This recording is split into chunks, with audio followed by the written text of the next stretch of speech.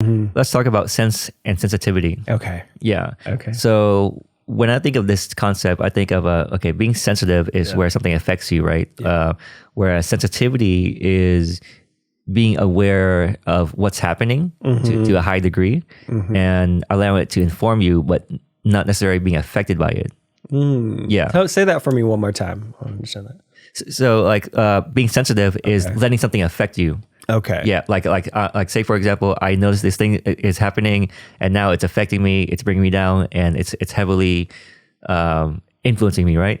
Yeah. Whereas having sensitivity without being having sensitivity without being sensitive is being able to be aware of these things, but still preserve what's happening here and not be affected by it. Yeah. So being sensitive, it sounds like it's almost like you have no control over how something impacts you and it can like drag you down. Whereas sensitivity is being aware of the impact of something, but I guess being able to kind of maintain your own kind of like homeostasis in the process. Okay. Yeah. Okay. Yeah.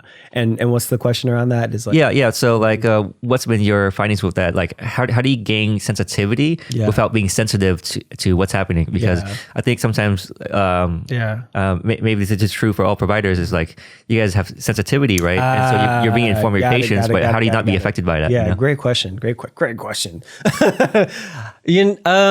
I find for myself, like when I'm doing my own work, and I'm really one of the kind of mantras I say to myself or prayers I say before I see clients sometimes is, may I have the space to hold the space, right? So may I have enough spaciousness inside of my nervous system, right? May I be regulated enough to be able to, take in this other person and be with them in their experience, but also not, like you said, be taken down into the state that they're in, right? So it's dance, right? It's art because like I want to like empathize, right? Like I want to be able to access the parts inside of myself that maybe feel sad or, can really connect with that emotion. Otherwise, the client might not feel like I'm there with them, right?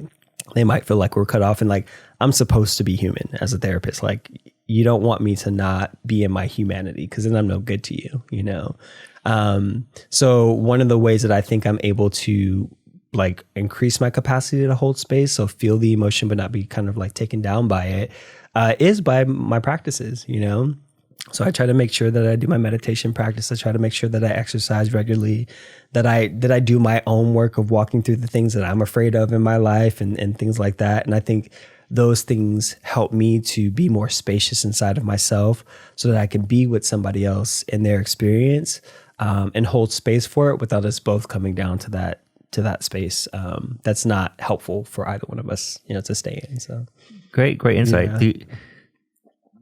Do you have any thing you can share as far as how to increase one's sensitivity?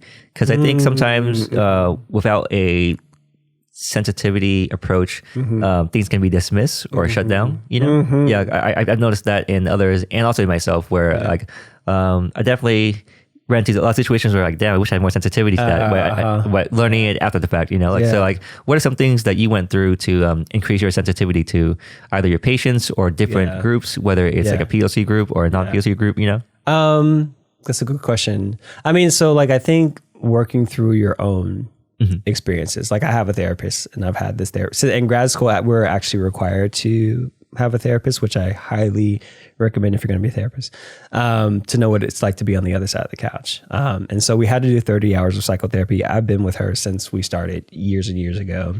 Amazing woman. And so doing your own work, and I think digesting and processing your own experiences is a huge way to increase your sensitivity.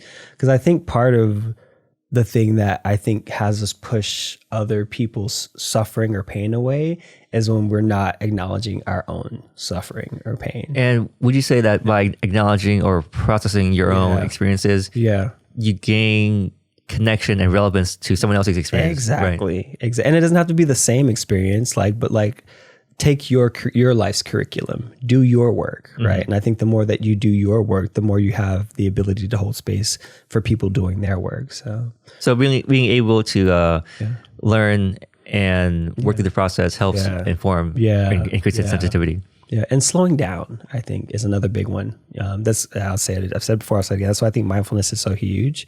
Like slowing down and really getting connected to what feelings feel like inside of your body.